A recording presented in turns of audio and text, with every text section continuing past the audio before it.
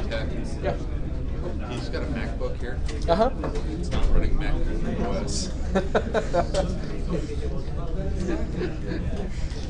Well, that's the first thing I did to my Mac, not desktop, MacBook.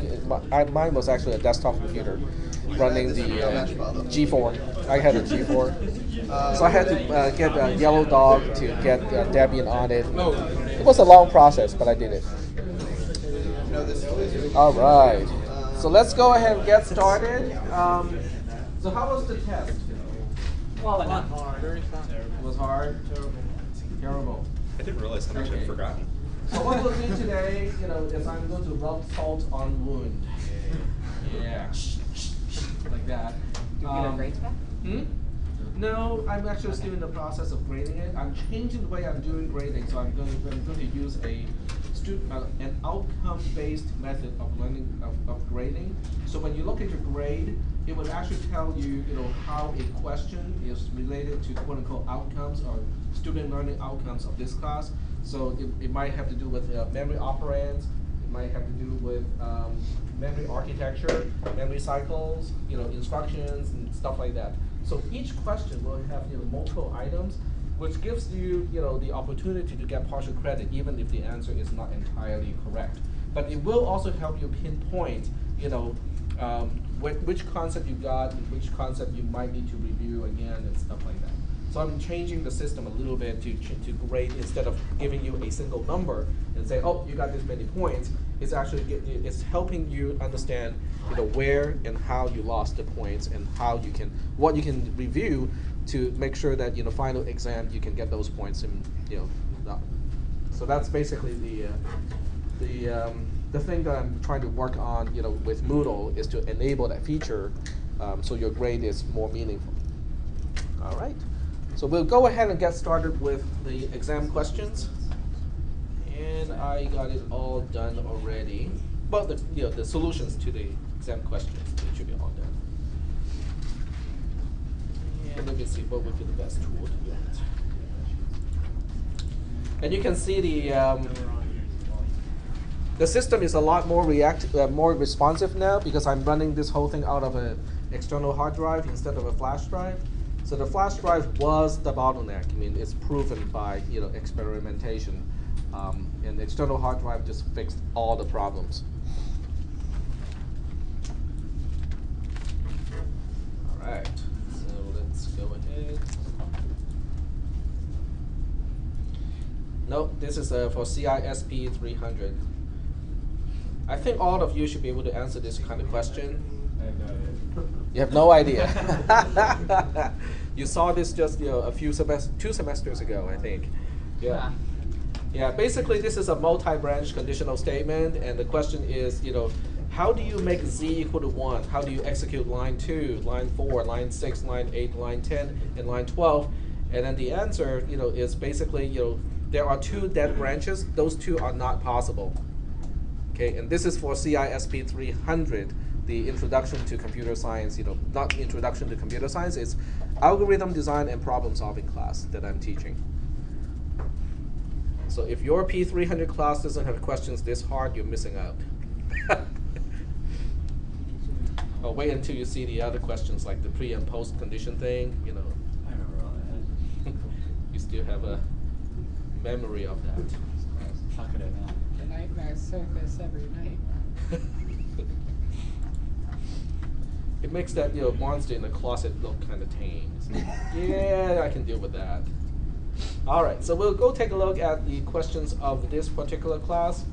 And this is question number Q1A, the first version of the first question.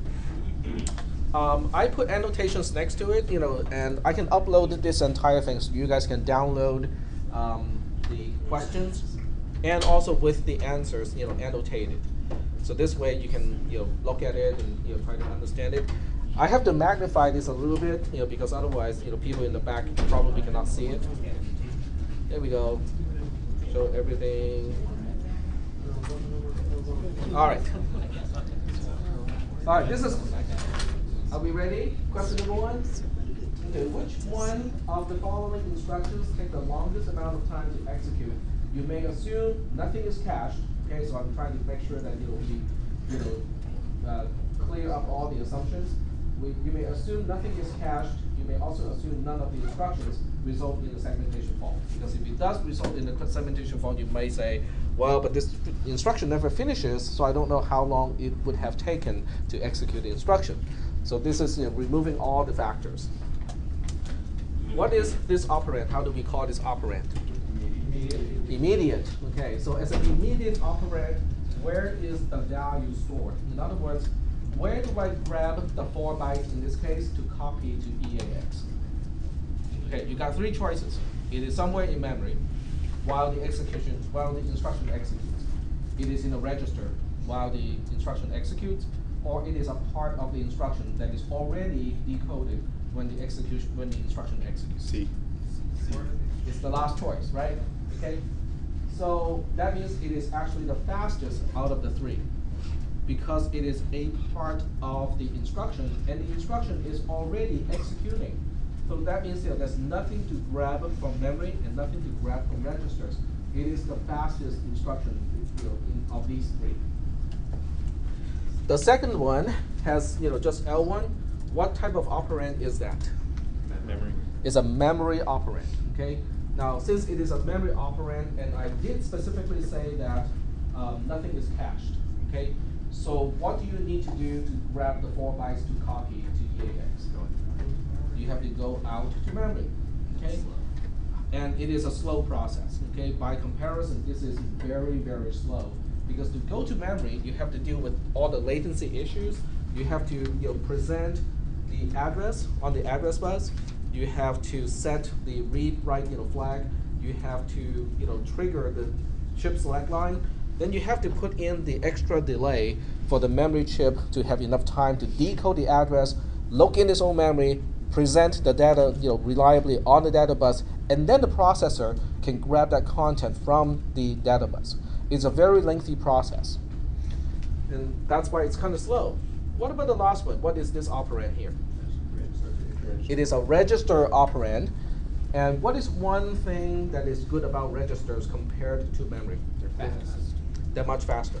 Okay, they're much faster. So that means C is going to be superior to B, and A is superior to B as well. That makes B the only answer. Is that okay?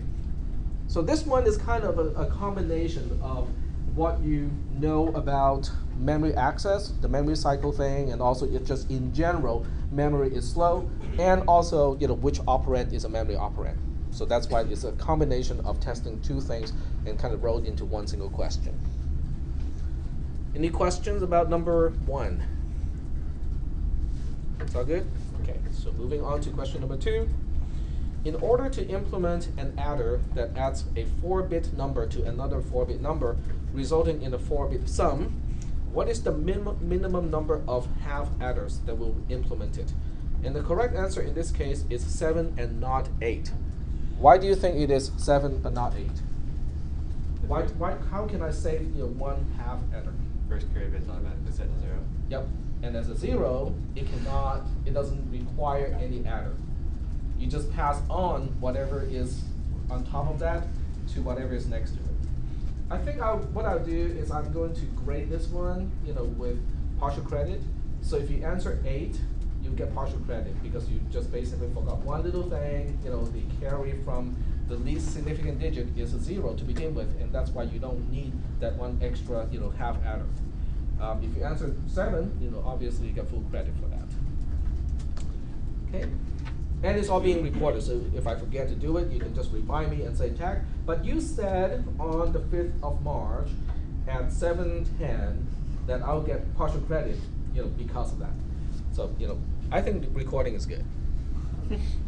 It basically eliminates, any type of, argument after the fact, But you said, I didn't say, I should do that more at home too, because my kids are very good at. But Dad, you said, did I? I cannot remember. No, I did not say that. Wives do not like to be recorded. Wives do not like to be recorded. Enhance covert recorders. All right. Question number 3. Fill in the shaded area. This is all filled in already. Following the we fill in the shaded area of the following manual binary add operation. The last row doesn't give you any credit because you can use a calculator to pretty much easily do that part. So it's the middle two rows that are worth points. In this case, 1 plus 1 is a 0, but it generates a carry, so the carry goes here. And then 0 plus 0 is 0. And this is where you can see why you don't need that half adder. Okay, why one half adder can be missing, because whatever bit is here, you just copy it over here because this one is always a 0. In other words, one question, may give you an insight, to the answer of another question. I was kind of hoping that this is kind of visual and people can say, oh, how come that 0 is not shaded? Oh, so that's why it's not shaded. Okay, go back to question number 2. Subtract 1 from it. I was hoping for that.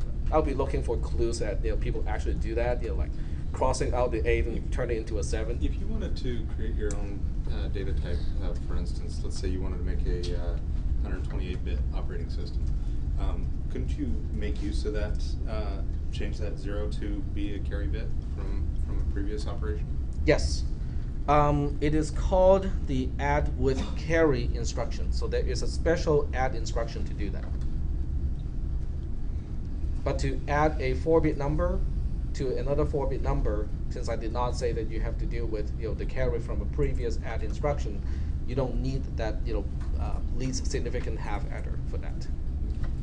Yep, very good point. We will talk about ADC or add with carry. All right, so that's that, and then we can move on. Are there any questions about number 3? Number 3 is the application of the half adder logic. For the most part, really not much other than that. Question number 4, only 1 point. Assume that all memory chips are connected to the same data bus, and the data width of a memory chip is the same as the data bus. In the memory write cycle, which one of the following is true? Now I have to make all these statements, just so that you can, so that you don't have to think about. But what if I have multiple data, memory chips driving, each one driving a part of the data bus? Then you can have multiple memory chips driving the data bus at the same time. So all these assumptions is to remove any doubt about that part. In a memory write cycle, which of the following is true? Okay, a memory write cycle is seen from the perspective of the processor, or if you will, from software. So that means memory write cycle, it is writing from processor to memory chip. So if you're writing from processor to memory chip, it is the processor who has to drive the data bus. So the correct answer is A, the processor drives the data bus. Okay, any questions about this one? Okay. Question number 5, has 2 points because it's a multi-choice type of multiple choice question. In other words, you have to select more than 1 choices. All of those that apply, you have to select. Which ones of the following instructions is not, well, I should have changed that to are not, impacted by the endianness of a processor? Assume none of the instructions result in a segmentation fault. The point value of the question does not necessarily imply the number of correct choices. Because I don't want people to look at 2 points and go, okay, there has to be 2 choices. No, it's just that the whole question is worth 2 points. It doesn't mean that there are exactly 2 choices. Okay. So let's look at each instruction one by one and see whether it is or is not impacted by the endianness of the processor. Okay. Look at this instruction here. What is the first operand? It's a memory operand. And what is the width of the operation? How many bytes am I copying? I'm copying more than 1 byte. Okay. The whole point is it 1 byte or more? In this case, it is 4. There are 4 bytes. So when you're copying 4 bytes from memory into a register, then endianness becomes important. Because big endian will copy the byte at the lowest address into the most significant byte of the 32-bit register. Little endian will do the reverse. Okay, the byte at the least address will be copied to the least significant byte of the register. So that's why endianness does affect option A. And the question is asking for is not impacted. So you have to rule out number 1 or choice A because it does get impacted. And by the way, there are different versions of this question. One particular version says is and not is instead of is not. So in case you are thinking, well, what did I answer? I seem to remember my question is a little different. Yes, it was different if you think that, oh, okay, maybe it was inverted. But in the other case, is highlighted and, italic. So, it's not like I'm trying to trick people, with the not versus is not. I always emphasize, pay attention to this word. Is it positive or negative logic? All right, let's take a look at the second choice. The second choice is almost the same. Okay, I have to admit I have a problem here. It's my mistake. What is it? Moving a byte into A 32-bit register, exactly. All right, so I have to think about how to deal with this. Because this should have been A, L, or AH instead of EAX. EAX is a 32-bit register. In other words, the width of the operation does not agree with the width of the register. So I think I'll just take this one as if you answer this one as yes or no, I'll still give full credit because it is ambiguous. The intention was it's a byte-wide operation, but you can interpret it as a 4-byte operation because the register is a 4-byte 32-bit register. So I'll just kind of throw this one out. All right, the next one. What is this operand? Direct. Is an immediate operand, and is it copying from memory? It is a part of the instruction itself. So that's why the instruction is not impacted by the endianness of the processor in this case. How about this one? What type of operand do we have here?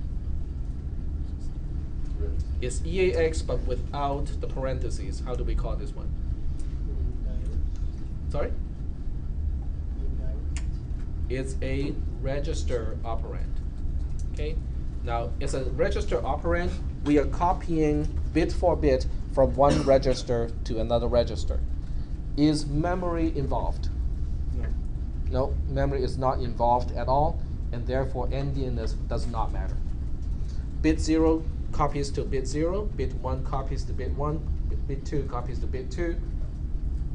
So there's no such thing as which byte is at the lowest address because there's no address involved in a register. Is that okay? And that's why it is a correct choice because I'm asking which one is not impacted by the endianness. Now look at the last one here. The last one seemed to be the same as the second last, but it is not because it has the parentheses around it. How do we call something like this with parentheses around a register? Well, it's kind of like based, but since I did not specify an expression to the left-hand side of the parentheses, it is known as indirect. But yes, it is based on the same principle. It's kind of like a base addressing mode, but with a 0 specified as the displacement. But it's basically the same idea. Yep.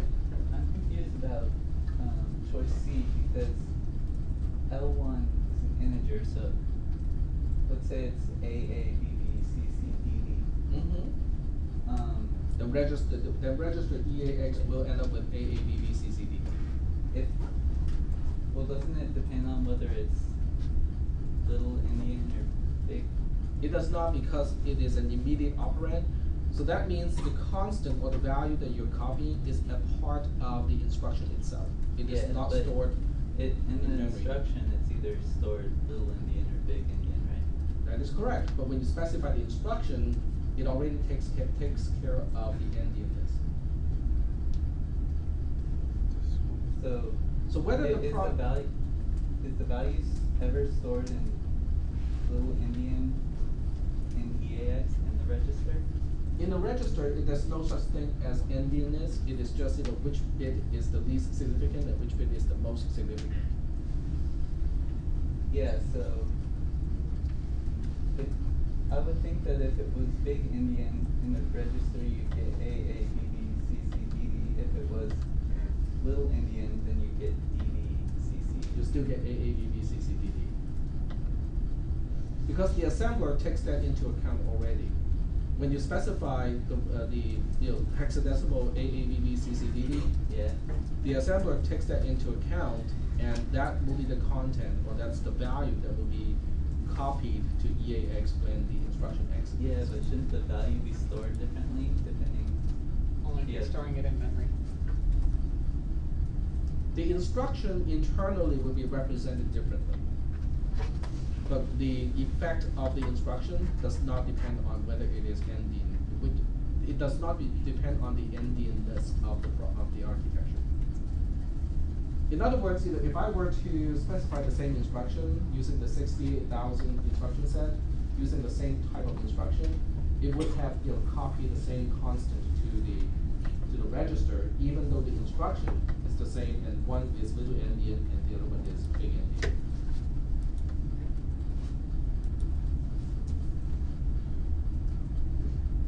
I understand that it's the same value, but I just feel like it should be stored differently in the register.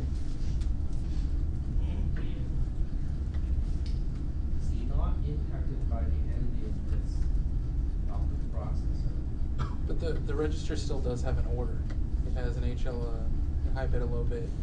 There Right. is some order to the register. And I think when it comes to what is actually there, that's only going to come into play when you read it back later. Is it expecting it to be in one direction or the other direction?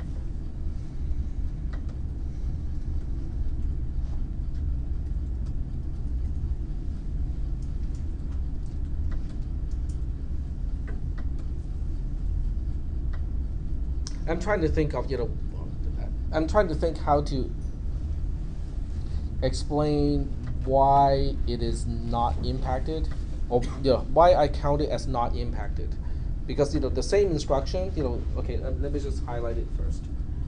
So for this choice here, if I were to specify the same instruction for a big endian processor, the effect of the instruction would be identical to the effect of a little endian processor. But the actual instruction itself would be different. That is correct. The actual instruction itself will be different. But that's not defined as impacted. Because I did not specify whether the instruction itself to be modified or the effect of the instruction to be impacted. So it was probably ambiguous on my part. Yeah, because I interpreted the question completely different. Ah, okay. All right. So we'll mark this one, and I'll take that into consideration too. So I'll take it either way, maybe. Yep. I was confused by the wording. I thought you just wanted one answer. Oh. Because I read it as which It's one, for- which ones of these kind of thing did not impact. But the last sentence might have given you an indication that you have to select all of those that apply. I thought that was just protecting people who assumed that there was more than one. Okay. Well, okay, we know one thing for sure. With this one, this is definitely an answer because it is a single byte. There's no byte ordering in this case. This is moving from a register to a register, so that has to be correct as well. Now this one, I think, okay, I said earlier because this is a... Well, for that one, I was actually testing what happens when you try to do that in a compiler on my own, and it automatically inserts either a high or a low bit. Yeah. So it automatically takes care of it for you. But I'm trying to remember whether it automatically chose the high or the low. So there's only one correct answer. One answer that has to be correct, which is this one. Okay. So what I'll do, this is making it very easy for you guys. If you answer option D alone by itself, 100%. If you answer any combination with B, C, D, C, D, or B, D, or D by itself, all those combinations will get you full credit. Yes? Sorry? Yes, the flip side is the other with the other options you will have to answer the inverted version of this.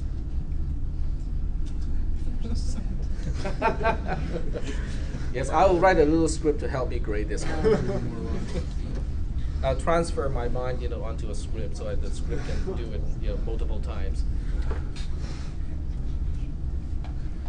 Alrighty. So any other questions about this one? Let me write a little note here to remind myself. Okay. Consider all of the following as correct. B, oh, wait, okay. D by itself, BD, BCD, and CD. So anything that includes D and optionally to include B or C will be interpreted as correct. But A is definitely not correct in this case, and E is definitely not correct in this case. Fair enough? Any objection? I get to see my test because I don't remember which version I have. I'm not grading by by voting. I'm just seeing if anyone is objecting to this particular way of grading it. Now I need to sit down and write out the registers and confirm everything I thought I knew. All right. But that's the nice thing about an open source product. You can also look at the source code if you want to. All right, so that part is done. Let's take a look at. Okay, the other variants are pretty close, so I'm not going to go over the other variants unless somebody really wanted me to go to. Oh, so they weren't all the same number you were adding? No, they're not all the same. Okay, good. They're off. They're different a little bit. I was trying to figure. I know. I was just trying to figure out how I could have screwed up so badly. It's my idea. I shouldn't have put it anyway. No, I just have different versions of the test.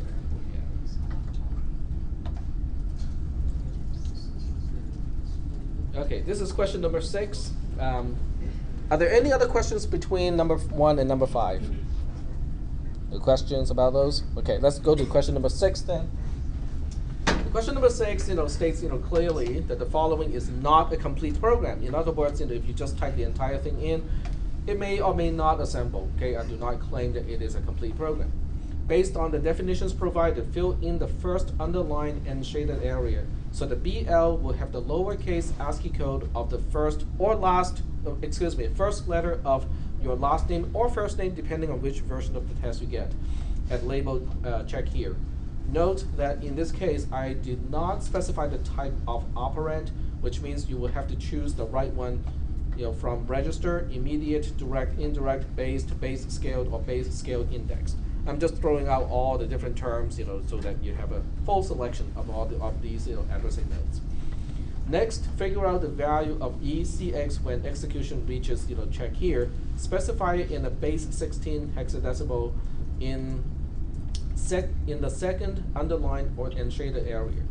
And I give you the ASCII code of lowercase a is hexadecimal 61, and the ASCII code of 0, the digit, is 30 in hexadecimal. So that way you can just do counting and figure out what is the actual hexadecimal value of a particular ASCII code. As a reminder, the i386 architecture is little endian, and each address stores 1 byte. Okay, just to make sure that people understand that okay, we are storing 1 byte per address, and it is little endian, which comes in very important and handy later on. Okay, so the first question is how do I figure out what to put into EAX? In this case, CH is assumed to be the actual ASCII code of the first letter, in this case, of your last name.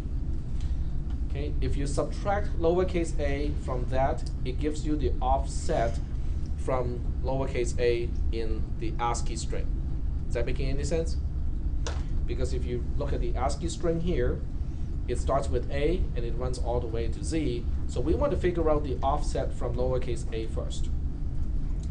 I have to do a subtraction here, minus 26 minus 8 from L1, because L1 is actually the same as underscore start in this case, okay, which is basically the address of the byte after the digit 7. Is that making any sense? Okay. So the digit 7 itself is actually L1 minus 1, L1 minus 2, L1 minus 3, L1 minus 4, L1 minus 4 minus 26, L1 minus 4 minus 4 minus 26. Okay? But then you have to remember to plus 4 to get to the first letter. So that's why there's this little calculation here.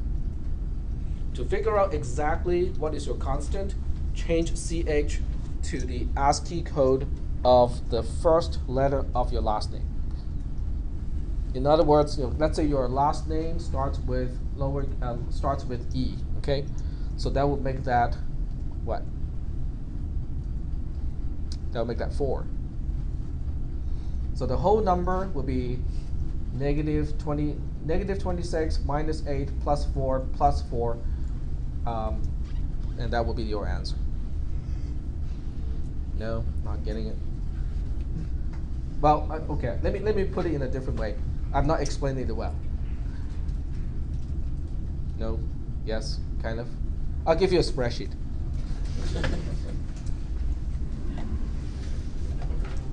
Okay. First of all, an example. Okay. Now the example is really easy because my last name starts with a lowercase a in this case. So that means the offset for Aoyang. Okay, the offset for Aoyang is negative 26 minus 8 plus 4. Okay, because the ASCII code of A minus the ASCII code of A is 0. So that will basically just be negative 30 for me. So if I were to answer this question, it will be negative 30. Is that, yep? Would it be L1 minus negative? No, it is just negative 30 because the way I use EAX is a base register in a base operand. So it is really just negative 30 because the adding part to L1 is automatically done by the addressing mode itself. But if you can figure out the right number, you get some partial credit. If you say L1 minus 30, you will still get partial credit, because you figure out the actual offset, but you forgot something about the addressing mode, because when I actually make use of it, it is L1 open paren EAX. Now, if I did not specify L1 on the outside of the parentheses, then L1 minus 30 would be the correct answer. Is that okay? Okay. So knowing that this is negative 30, I put negative 30 into EAX, and I will end up with lowercase a in BL. What would be the answer in this case? How do I fill in these 8 characters or 8 hexadecimal digits? Well, you have to look at how EDX is initialized. EDX is initialized to L1, and the outside is a 1, so that means L1 plus 1 will be accounted for by this part of the component. This is now acting as an index register, but since the scale is not specified, it is implied what? 1. So that means I'm just adding everything together. So that really means I'm starting at location L1 plus 1 minus 30, which is L1 minus 29. Okay, that's the first byte. L1 minus 29 is the 3 here. So in my case, I'll be copying these 4 bytes to register ECX. The question now is, yep, go ahead. Not minus 29 be B? Minus 29 would be, you're right, it's B because it's subtracting backwards. Sorry about that. So it'll be these 4 bytes. Now with these 4 bytes, the ASCII code of which one is going to be the least significant byte?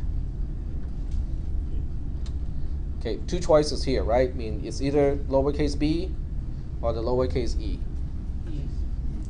The least significant byte in the register comes from the byte from the lowest address. So which one do you think is the lowest address? It's lowercase b, and that has the ASCII code of in hexadecimal what? 62, and then we have 63, 64, and 65. So that would be the correct answer for my last name. Any questions about this one? What if your last name starts with a Z? Sorry? If your last name starts with a Z, then you'll be copying these 4 bytes, and that's why there are those bytes around just so that you know there is something known to copy. Okay. Any other questions about this one? Nope. All right. Let's move on. I'm saving this to question number 7. In the following code, as a part of a complete program, change the .ASCII line so that the quoted text is your 7-digit student ID. So what I'll do is I'm going to pretend that I have a 7-digit student ID. 1, 2, 3, 4, 5, 6, 7. Okay, so let's just say that this is my student ID. It's not, but does it actually match a student ID in this class? No. Can't have a 0. Well, I guess the chance is pretty low, but last time I picked a 7-digit number in my cisp310 class, so that I can show how to factor a number into its prime components. And guess what? They were in your class. I picked a prime number. What are the chances that I would pick a prime number when it's in the millions? It's pretty low. Now I know the tricks about not picking one that ends, that is divisible by 2, and divisible by 3, and divisible by 5. Okay, but there are tons of other prime factors, right? Division by 7, division by 11, division by 13, 17, 19, and so on. And out of all those, products or composite numbers, I had to pick, a prime number. It's a really low probability, but I did. So it's just kind of funny. All right, so this is my student ID. According to the question, figure out the value of register EAX when execution reaches the check here label. Use the underlined and shaded area to write your answer in base 16 or in hexadecimal. The prefix is already specified, so you don't have to specify 0x. If you specify that again, no problem. No points will be deducted. But I want to figure out what will go into these 8 hexadecimal digits. In the class, I also said if you will be copying a byte where you do not know the content or the actual value of the byte, you can use question marks to represent those particular hexadecimal digits. All right, so let's take a look at this code here and try to figure out what we're going to do. The comments here is really all added later. Okay, so that's basically a part of the answer or the explanation of the answer. The first instruction is copying L1 as an immediate operand to EAX, which means EAX ends up with a value of the label L1. Not what is at the address L1, but the label itself is going to be in EAX. The second instruction, or the first operand of the second instruction, is indirect, which basically means I'm dereferencing EAX. I go to the location at the address indicated by EAX and grab 4 bytes from there and then copy those 4 bytes to EAX again. What are the 4 bytes at that location? We got L1 plus 4. So that means L1 plus 4 as a value is going to be copied, or it will overwrite the value of EAX. As a result, EAX will have a value of L1 plus 4, but not the content at L1 plus 4. It's just the value L1 plus 4 itself. Are we still doing okay so far? Okay. What is at L1 plus 4? Well, we don't care what is at L1 plus 4 right now because we have to deal with this addressing mode. What is the name of this addressing mode?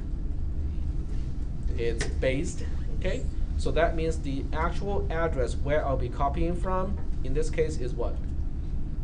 L1 plus 4 is in EAX, but I also have to add this 2 to the whole thing, so it becomes L1 plus 6. Are we still doing okay so far? What is at L1 plus 6? Well, let's try to figure it out. Did you have variations of this one too? Sorry? Yeah, this one definitely has variance. I think there's one variant with a negative offset. Yeah.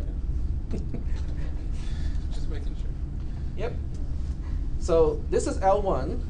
This particular directive will take up L1 plus 0, L1 plus 1, L1 plus 2, and then L1 plus 3. That accounts for the 4 bytes. This is L1 plus 4. This is L1 plus 5. This is L1 plus 6. But remember, L1 plus 6 is the address of the first byte that I'm copying. The copy or the move instruction is a move long, which means I'm copying 4 bytes.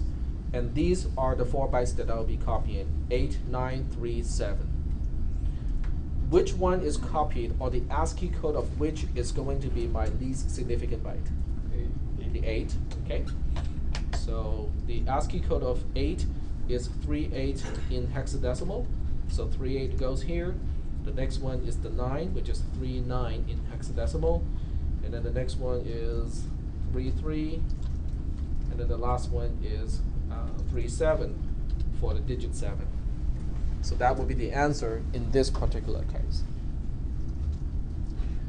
Any questions about this one? So if it was a -2, you would have been 2 on the front side of the string that you started with, which is a no. So that means you will have some question marks. Yeah. Okay. Yep. Okay. So let me change this one to a -2, and then try to figure out what will be copied. Okay. So if this is changed to -2, then this +2 will become L1 plus 4 minus 2, right? So now we have to count the bytes again.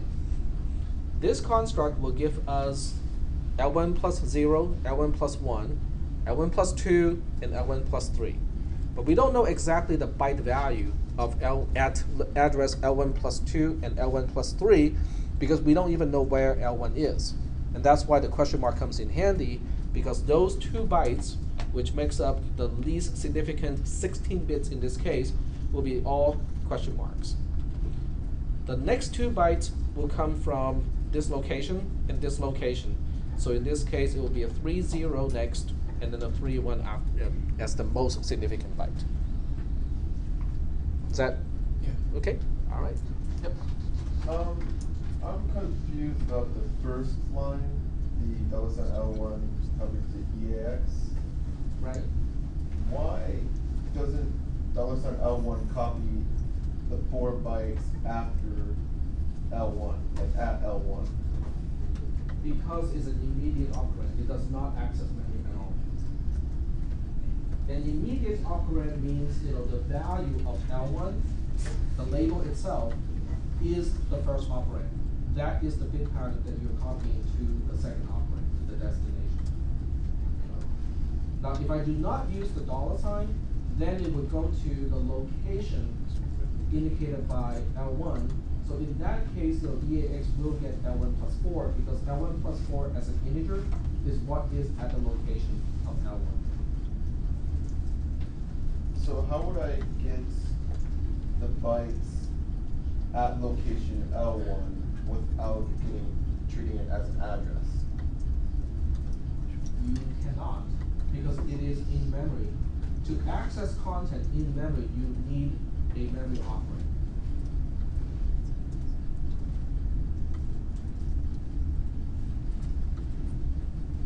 Did I answer the question, or did I misunderstood the don't question? think so. I think you misunderstood.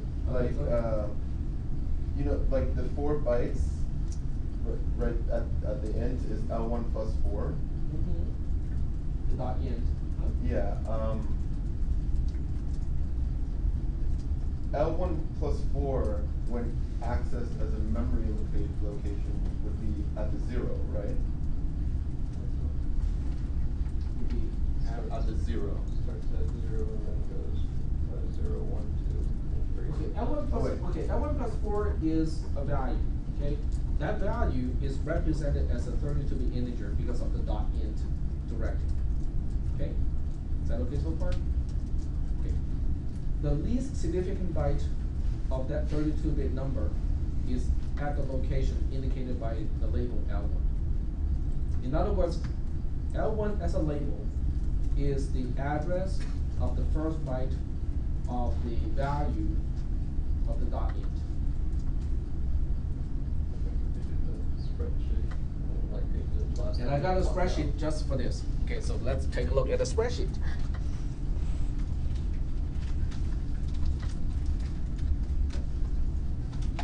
Okay, where's my spreadsheet? Q6, Q7, that's it. Yay! This is really cool. This really kind of, well, I wouldn't say it really shows what a spreadsheet can do, but it shows you a little bit more of what a spreadsheet can do.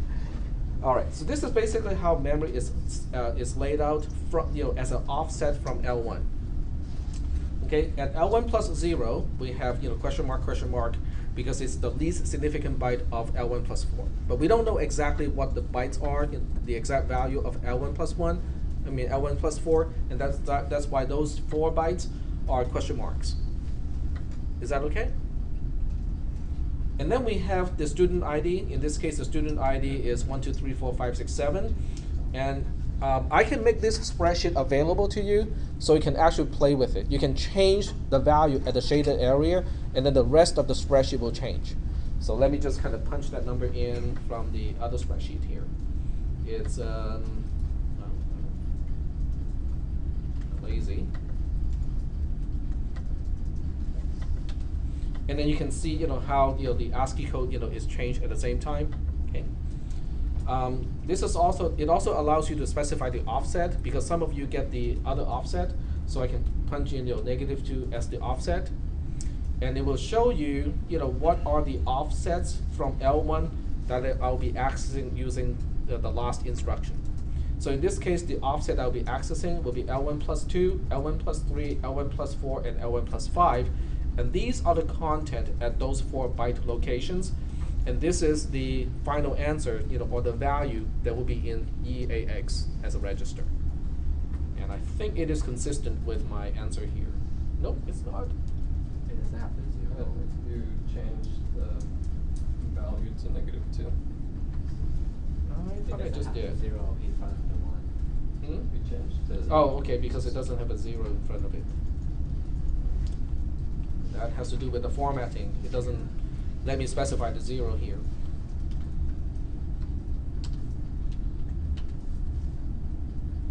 Now it takes the single quote. It won't let me enter this number as a number, What about as in change the it to digits. text? Hmm? I don't know, will it still work if you change it to text formatting? I think so. I think Is there that's, like an STR function? is it base? No, you just right click, hit format, and then change the text. No, that won't affect That it. I won't. don't think so. Yeah. So I think I have to use this particular thing to do it. Because I know it'll definitely leave the leading 0 if you do that. It's a base 10, and we'll need at least 7 digits. Yay! Yep. So I will make this spreadsheet available because it really illustrates, how memory is laid out, and what we are actually accessing, and the content at that particular address, at those addresses. Would that be helpful? Kind of. Okay. All right. So that's it. And those are all the 7 questions in exam number 1. So before someone is thinking, well, maybe I should consider dropping this class, let me just kind of remind you of the letter grade equivalency in this class, because it's not the same as your usual classes. In your normal class, where does it start with a D? Is it 60%? 60. Yeah, 60% is pretty close to a B already in this class. The beginning point of a B is 62.5%. I can see a certain relief is like, oh, okay, so I don't have to drop the class after all. Okay, let me just show you the that part of the class, because I think some people might have forgotten from the syllabus. Yep. When do you think you'll be caught up with grading?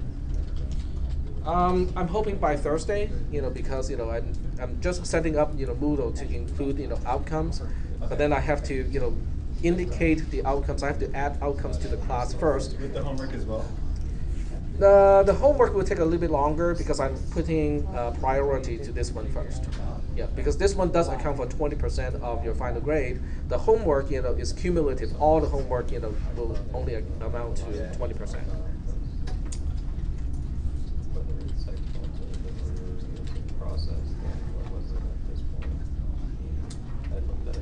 Okay, so what was I about to do?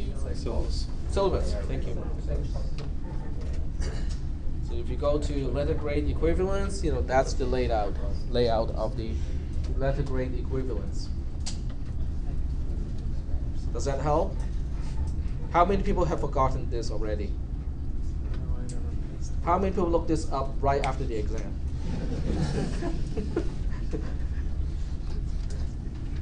Okay, so is that, does it make sense? Okay, all right. I remember from one of your previous classes. Yeah. So do you guys believe that the A, B, C, D, F distribution is probably about the same as all of the other classes now? Yeah. All right. So we are done with exam 1. Are there any other questions about exam 1? Oh, actually I pulled up the wrong syllabus, but it's the same, okay? The grade distribution is the same across all my classes.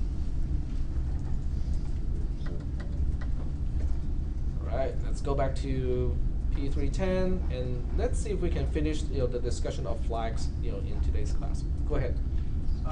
For ASCII, the character on the far left is considered to be the least significant. The digit at the far left. For ASCII, the character on the far left is considered to be the least significant. There's no significance when it comes to a string because a string is an array, and that means the character, whatever you specify first, and we read from left to right, whatever you specify first has the least address, has the lowest address. All right, so we are getting back to adding. We talked about the two flags already. We talked about the C flag and the Z flag.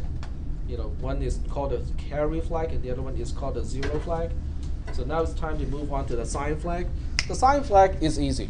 The sign flag is basically the most significant bit of the previous result of an add instruction. Okay? So if it is a 1, then the sign flag is a 1. If it is a 0, then the sign flag is a 0. That's all to it. So 1, does that mean negative? If it is a 1, well, okay, it doesn't mean it is negative. It simply means it is a 1. The most significant bit of the result of the previous add instruction is a 1. That's all it's saying. And that gets interpreted later though. It can be interpreted later on as a negative, okay?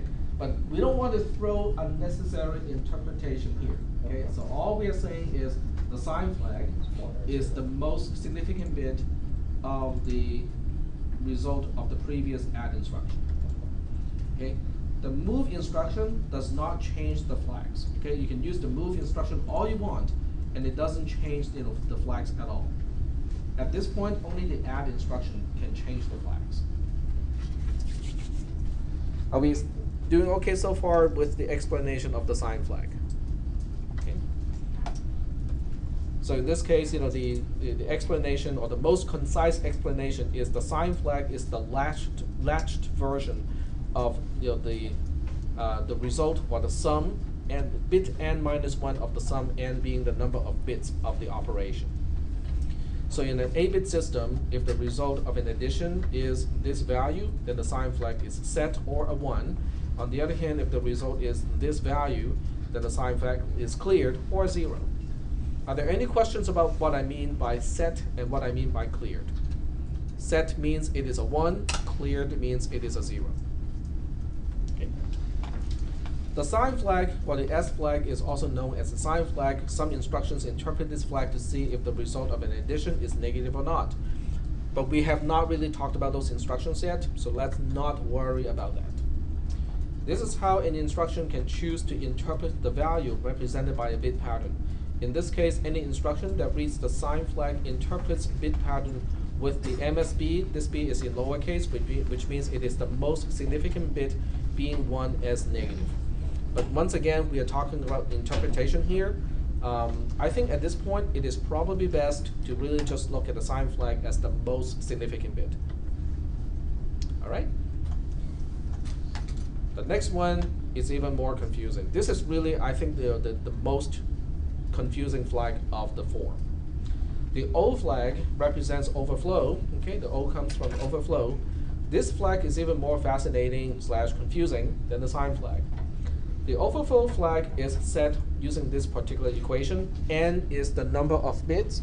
X and Y are the numbers that we are adding.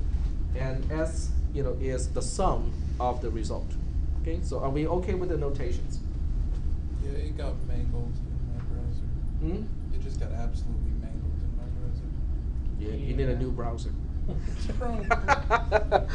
Did you try Chrome? This is Chrome. Did you try Firefox? Let's try it. Okay, this is because I'm using iceweasel, which is Firefox. Yeah. It messes up in a the PDF. In the PDF, Yeah. It just drops the bar. it drops the bar. Makes it look like a strikeout. Okay, I will And it actually present got this, 2 you know, bars. in the clearest way I can do it. Okay, so let me just use mousepad for the clearest way to present that. Okay, so here's the overflow flag. It is bit n minus 1 from x, and the multiplication is a conjunction. So I'll just use conjunction here. Y n minus 1, which means bit n minus 1 of y, which is one of the input, the other input. And the negation, the bar over bar, is basically the negation of bit n minus 1 of the sum. And then you take this entire conjunction, the whole thing, and then you use a disjunction to something that looks kind of similar but not the same. So you take the negation of bit n minus 1 of x, you use a conjunction to hook it up to the negation of bit n minus 1 of y, and then you use another conjunction to connect it to bit n minus 1 of the sum.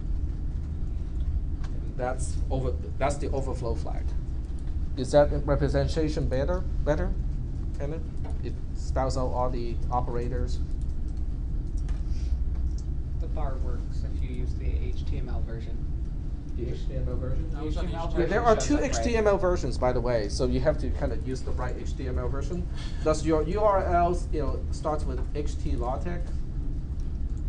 Okay, so I have the same one open on, I have the HT-LaTeX /modules Mhm. 15 HTML. I Right. have that one open in Chrome and Firefox. Firefox is okay with it, Chrome just cries. Okay, Firefox wins. Mozilla wins. That's right. That's why we have multiple browsers. Okay, but that's basically the representation. Okay, so that looks kind of confusing. Let me look at let's look at this from the perspective of an actual add operation. That should really clear it up a little bit. Okay, so let's go here, and then we'll just look at the last bit. Okay, the last column of an addition operation. Okay, the last column of an addition operation. Okay, let's not use XY. Let's see. Okay, I can do this. Okay, so this is a bitwise add operation.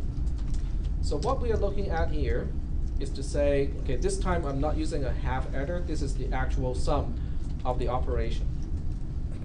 And this is the only column. This is the leftmost column of the multi-bit addition. I'm ignoring all the other bits because they do not change the overflow flag at all. Are we okay? Okay. Do we know which column we are looking at in a multi-bit addition? Okay. So what this is basically saying is the overflow flag is saying if this is a 1, this is a 1, and this is a 0, the overflow flag is set. If this is a 0, this is a 0, and this is a 1, the overflow flag is also set. Okay, let me spell it out. If we have a situation where for the most significant bit column, we end up with something that looks like this, 1 plus 1 ends up as a 0, like this, then in this case the overflow flag is going to be set. If we have a situation where the most significant bit are zeros for both inputs, but as a sum, it has the most significant being a 1, then the overflow flag is also going to be a 1. So those are the only 2 situations where the overflow flag will be a 1. For the other 2 possible situations, the overflow flag is going to be a 0. Okay? That's the definition. Okay? That is the bitwise operation definition of the overflow flag. But what is the meaning of all this stuff here? Too many numbers. Okay, when the sign flag, which is the most significant bit of a number, is a 1, what is the sign of the number? Negative. It's negative, okay? So in this case, we have a negative number adding another negative number. What is the result when the it's non-negative? Okay, so in this case we have I have a problem here, non-negative. Okay, does that make any sense to you? Does the resulting value make any sense? You're adding a negative value to another negative value, but you end up with a non-negative value. Just because they carry indicates it's a negative? Sorry? Because they carry indicates it's a negative? No, because we ran out of digits to represent the result. Okay? So that's why it's called an overflow situation, because you are exceeding the limits of the representation. It's telling you that your addition spilled over into what should have been your sign flag, right? Exactly. Okay. The number wheel was not big enough. Exactly. Basically, that's what it's saying. Is your number wheel is not big enough, and that's why it's called overflow, because you are running out of bits to represent the value that is truly the result of the operation. Is that okay? Now let's look at the flip side of this. The flip side of this is you have a non-negative number adding to a non-negative number, but somehow you end up with a negative number. So the sign of the result does not make sense in this case either, because when you add a non-negative number to a non-negative number, you should end up with a non-negative number. Okay? But if you end up with a negative value, it means you're running out of digits to represent the result. Basically the same reason as the first one, except it is flipped. So that's why the overflow flag is, using this equation. It's basically using the equation that I outlined here to mean that the sign of the result does not make any sense. Yep. So essentially the overflow flag is saying to go to the other half of the wheel that you drew out on Thursday or Tuesday. It's saying, okay, well, we ran out of digits on We this ran side, out, go to exactly. the other digit side. Yeah, but the value represented is no longer the actual result. It is no longer correct. Right. Because the result of the operation has the wrong sign. So that's why it is actually the wrong value. It doesn't make sense anymore. So you can't tell that it's going to overflow this until after it's already too late to go backwards. That is correct. Now there are ways to quote unquote predict whether you will be overflowing or not. Okay. But with only the add instruction, we cannot do that. We need a compare operation to do that. Yep. So are we still doing okay so far with the definition of the overflow flag? Okay, so we now have 4 flags. Okay, so let's see if we can work out some examples so that we know exactly which flag should be a 0 and which flag should be a 1 in these operations. Okay. So let's start with something simple. 0 plus 0. This actually means that I can give you the next homework assignment. And I might be giving you some solutions to the homework assignment as we are going along with this too. Okay, so 0 plus 0, okay, and I'm going to go through the long addition. So we take all the carry flags into consideration. Okay, but this one actually is really, really simple, right? 0 plus 0 is 0. 0 plus 0 is 0 with no carry from either half adding. 0 plus 0 is 0. 0 plus 0 is 0 with no carry from either. And I mean, this gets kind of boring. Oops. Okay. So there's a 0 of a carry as the end here, at the end. So if I want to indicate the flag combinations in this case, the carry flag is going to be a 0. The sign flag is going to be 1. Yeah. It's a 0. The most significant bit of the result is 0. this bit here. It is a 0, so the sign flag is going to be a 0. What about the Z flag itself? The Z flag is the negation of the disjunction of all the bits. The disjunction of all the bits is 0 because we have 0 or 0 or 0 or 0. The negation of that is a 1. So the Z flag is a 1. What about the overflow flag? 0. It's going to be a 0 because this case has 0 plus 0 ending up with a 0. It doesn't fit in one of these two cases. Are we doing okay so far? Okay. Let's try something else. Let's try something like that. Okay.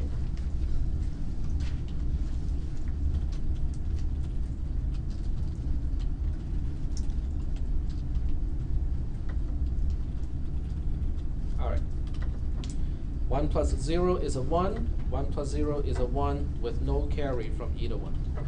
1 plus 1 is a 0 with a carry. 0 plus 0 is a 0. 0 plus 1 is 1. 1 plus 1 is a 0 with a carry. 1 plus 0 is a 1. 1 plus 1 is a 0 with an additional carry. So now let's go ahead and try to figure out all the flags. The carry flag is a 1. The 0 flag is a 0. The sign flag is a 0. The sign flag is the most significant bit of the result. 0. So that's a 0. And the overflow flag is 1. Yeah. Yeah. Yeah. Okay, fine, 0. It's a 0. Okay. Okay, let's take a look at why the overflow flag is a 0, even though it looks kind of weird. Oh, never Is that weird? Okay, the first number is a negative value. The second number is a non-negative value. When you add a negative value to a non-negative value, can you end up with a non-negative value? Yeah. Yeah. So it's possible. And that's why it's not an overflow situation. In fact, you could go on to say that the answer has to be in between those two values. That is correct. Yep. You say the first number is negative because it starts 1, 0, 1, 1. That is correct. It's the 1 number. Right. When you look at the overflow flag, you have to look at the numbers as signed because because the O flag or the overflow flag simply means the sign of the result does not make sense when you interpret the inputs all as signed numbers. Okay, so that's the meaning to a human. But to a computer, it's nothing more than plugging in those bits into the bitwise operations and then just look at the result. Okay. Okay, let's try one more example because I don't want to give out all the solutions to the homework assignment. So we'll just look at one more. This one is kind of obvious.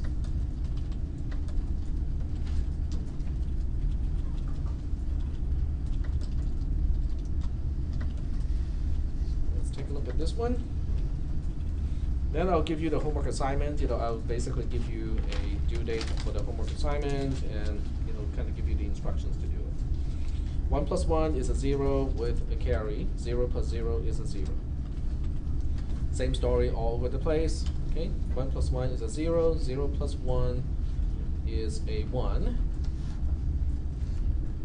And I'm missing one carry here because from here. 1 plus 1 is a 0 with a carry. 0 plus 1 is a 1. 0 plus 0 is a 0. 0 plus 1 is a 1 with no carry from either half adding. So this is the result. Does that make sense? When you look at 0, 1, 1, 1 as an unsigned value, well, signed versus unsigned doesn't matter in this case. What is it? What does it represent? Which value does it represent? Okay, but what is the actual value? 0, 1, 1, 1 is 1 plus 2 plus 4, which is 7. So we have 7 plus 7. Okay. When you look at 1, 1, 1, 0 as a unsigned value, what is it? It's 2 plus 4 plus 8. 14, right? 7 plus 7 equals 14 from the unsigned interpretation. Is that correct? Mm-hmm. Yeah, that makes sense. Okay, so we know the addition is working just fine. The question is, what flags will be set in this case? The carry flag is 0. The 0 flag is 0. The sign flag is 1. The overflow flag is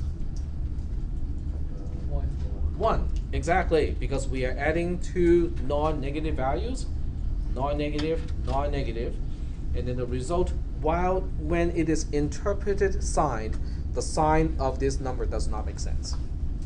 Yep. Sign of the zero flag is, or on that map, or on the representation you have there, how did the zero equal zero? Hard to explain that. The Z flag. is The not Z on. flag? Yeah.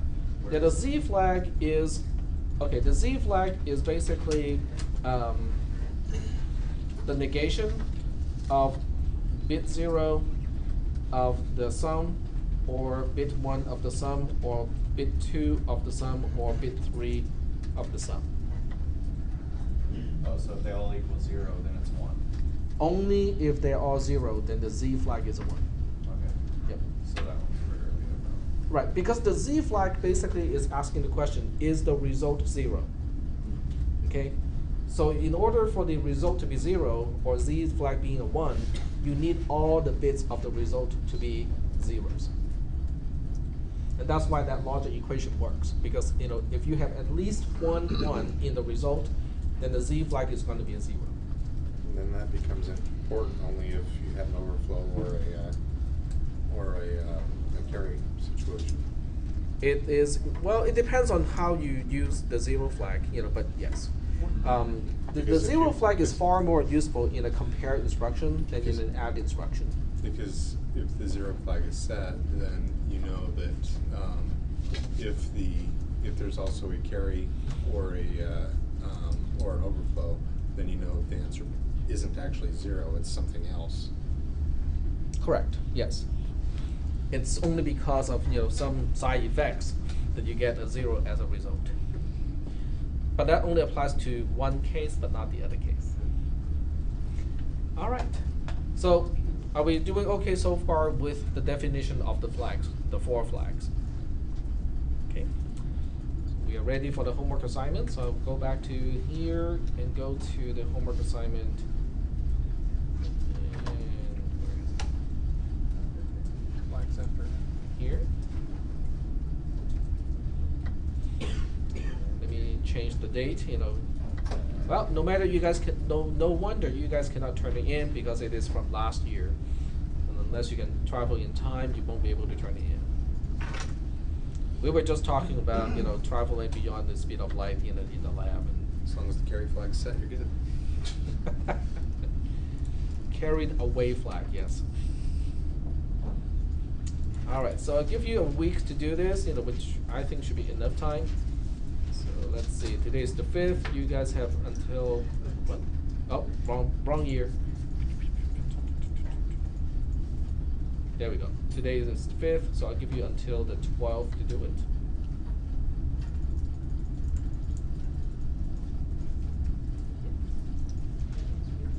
There we go. And I'll make the due date at the end of the second lab, which is 21/4/15. It's not available until next week. Yeah, you gotta make it available. Oh, okay.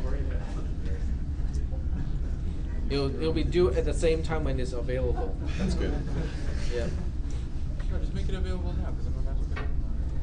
All right. So I think that should be it. Okay, fine. Yeah, grade is 32 points. Blah, blah, blah, blah, blah, blah. Okay, that's good. I'm trying to get it on. Okay, so here's the instruction. Okay, the instruction is download this file and copy it to the home directory, because when I ask people to create the file names by themselves, they could not follow the instruction. Okay, or many students could not follow the instruction in the past. Okay, so that's why I created the file itself with all the file names already pre-made, and you just have to go into the files and change the content.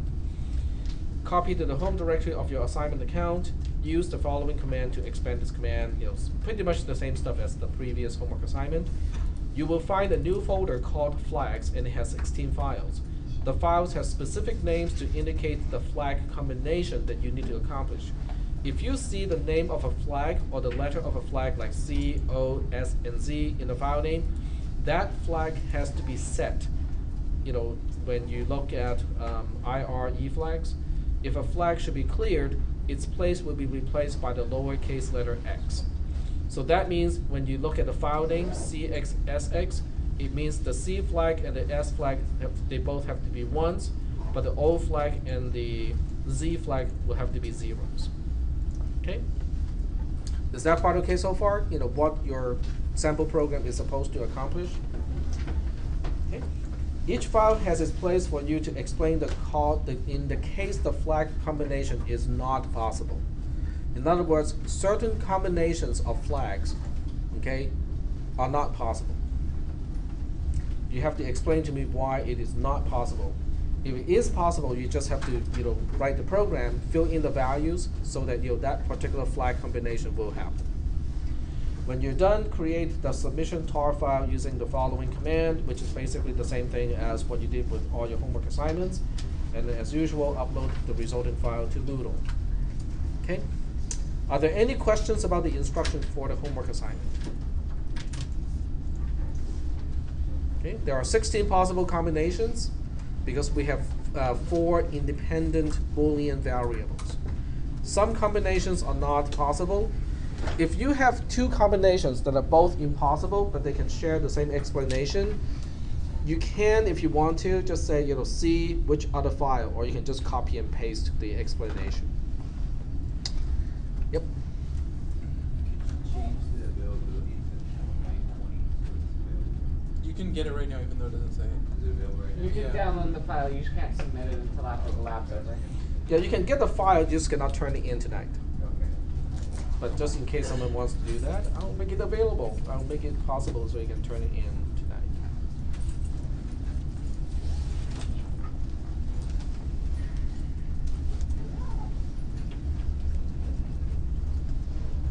Oh, that should do it. Right.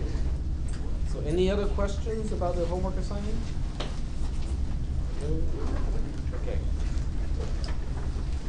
Now, I just did, think, 3 examples for you because, if you look at the examples that I did earlier in the class, you can actually kind of plug it in. Well, okay, I cannot say you can just plug it in because I use 4-bit numbers, and your solution has to use like 8-bit numbers. I'm not going to tell you how you can convert a 4-bit number to an 8-bit number. You have to pad something in one direction on one side. I'm not going to tell you which side. Okay? Any questions? Questions? I'll be in room 126 in case anyone wants to do their homework tonight. Are we leaving? I'm just trying to figure out what number. My mother-in-law's in town for the next 6 months. I'm never going to be in a hurry to go home Have a anymore. good night, sir. The computer lab is not a red. There's next It's time. fine. I can do my homework in there and refuge at the same time. Next for this class. The high and low from the If AA. I ever say tomorrow, I mean next class period. Unless I'm actually meeting something to tomorrow. age. But it'll be obvious based on the time. And Hopefully. we add them together. And it is non-native. You have to negotiate it. In this case,